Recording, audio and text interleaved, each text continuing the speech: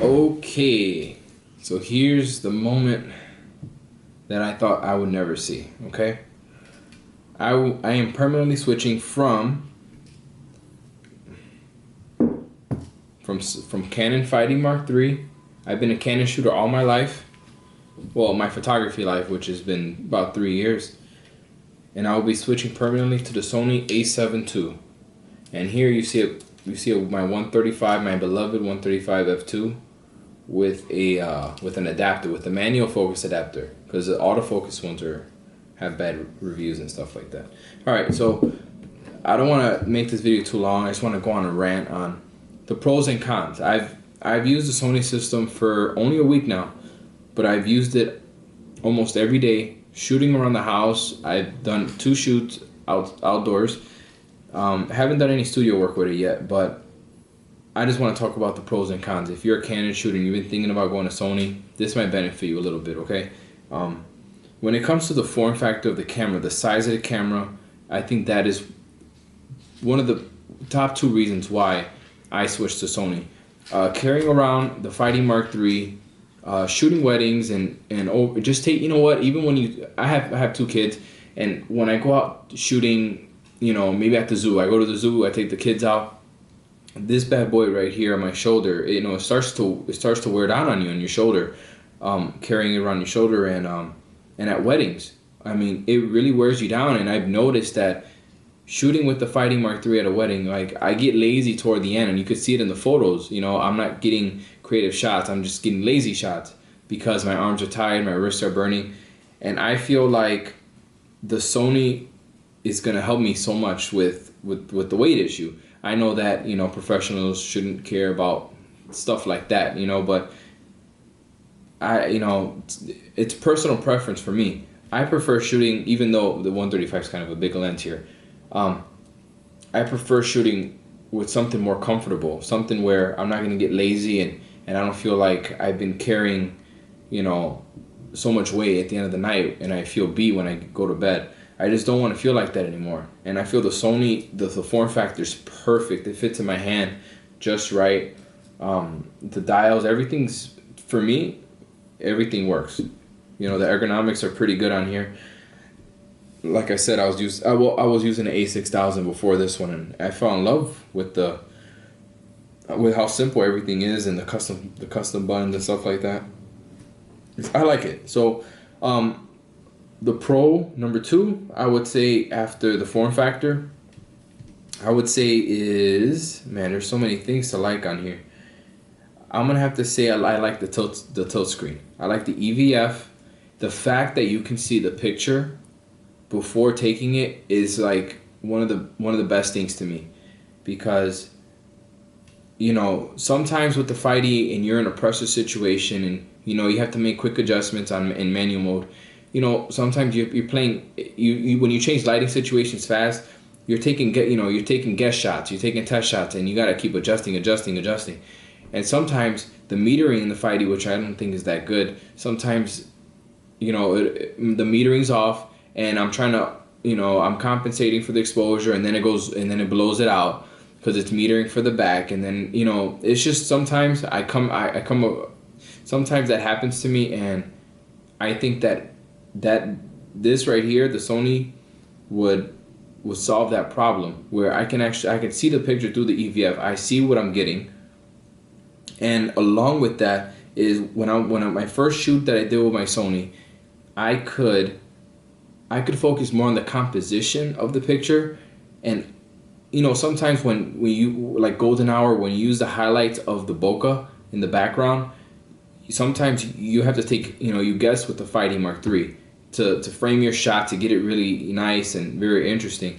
With the Sony, you actually see what your background's gonna look like, what the bokeh's gonna look like, and you can frame your shot and just focus on composition. I love it. The other day I did a shoot with the 5D, and I was laying in the grass. The grass was in my mouth, but the only way to get the shot was from a low angle, and I had to hold it up to my eye. The Sony, I wish I had the Sony at that moment. I could have just tilted the screen, and I could have just taken the shot, you know. And this opens up a lot of creative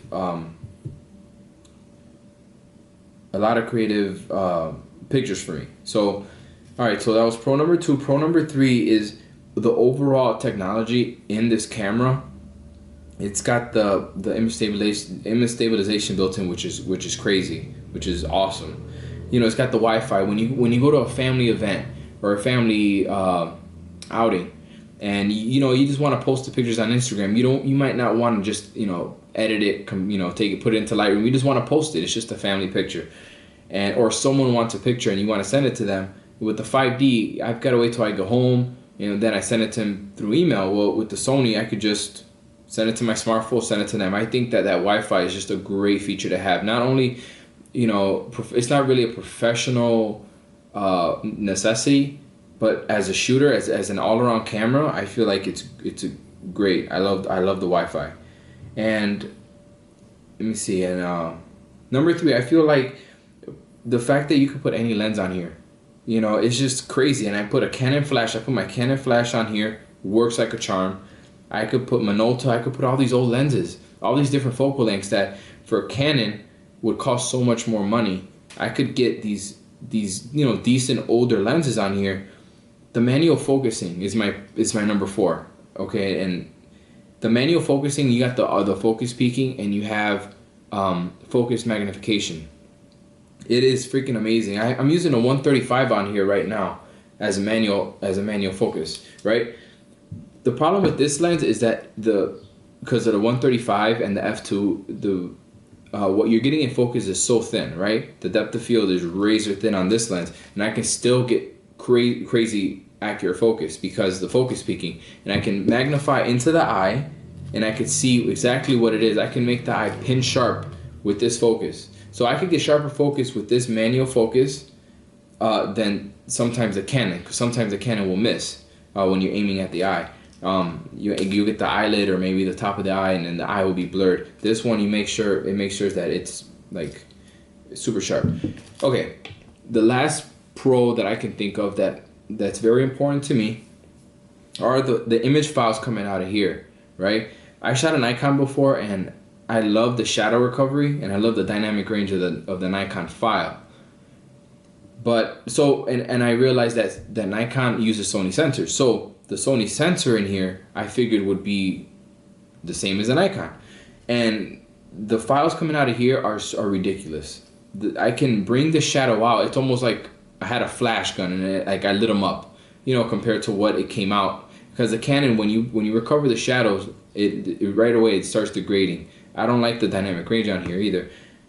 Here I feel my files, I feel like there's so much more flexibility in the file where I can recover some shadows and I'm not losing detail and it's not falling apart.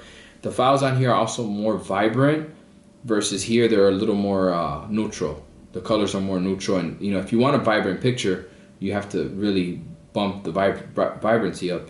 On here, it's not that tough. Okay, so to talk about some of the cons, what are some of the cons with switching to Sony so far from what I've tested?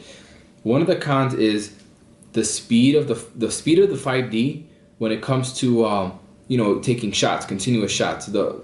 Sometimes the refresh rate of the viewfinder, the refresh rate of the shot when you take a shot, there's a bigger delay than when you take with the Canon. The Canon is just it's really fast. See, you probably can't hear it, but let me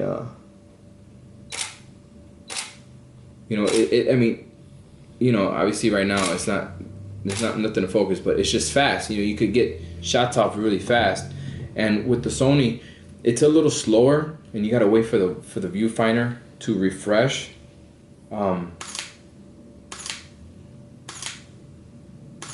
See how fast that it drags a little more.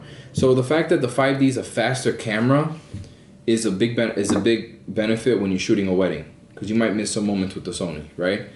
But that's only for really weddings. For session photography, for doing events, I don't see what the problem is there. Okay, so now the Canon's a faster camera.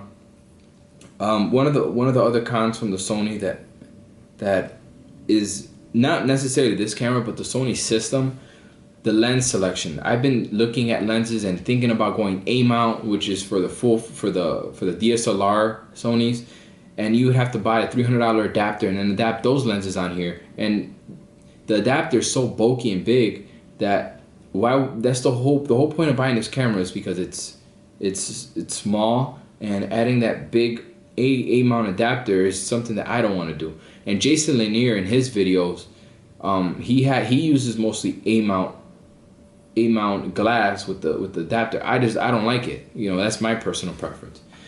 I want to use the FE mount lenses that are native to this body. And see, it's a very limited selection. See, so what I'm doing is, I've heard that the Zeiss 55 1.8 is just an amazing lens, even though it's not a 1.4 1.2 like this one. I love having that flexibility to go 1.2. It's a trade-off. So now I'm Sony, and I got to trade in my 1.2 for a 1.8. Hopefully in the future I'll make a 1.4. But you know, I'm trading the size. This is a very heavy lens. I'm getting a very small Zeiss lens with probably better quality than the Canon at 1.8. But so I'm trading off the amount of light that I'm gonna take in. So I'm gonna get the Zeiss, and because you know, the 135, this is my favorite lens in the world, the 135 f2. Sony makes a 135 f 1.8, but in A mount, and I already said I'm not going A mount, so I'm gonna have to buy the Samyang 135 f2 manual focus. To me, I don't mind doing the manual focus, but you know, doing weddings, and if I'm, you know, doing something, I can't do sports obviously with it, so that's the downside. This one has crazy good autofocus. I can't use it on here.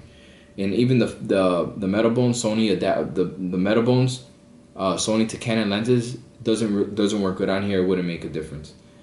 And so yeah, those are the only three cons that I can see switching to Sony. The lens selection is poor on the Sony, but I feel like that's going to change pretty soon.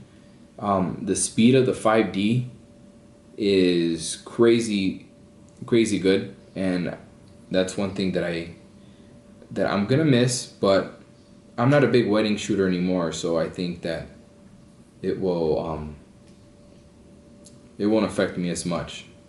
And did I have 3 cons or 2 cons?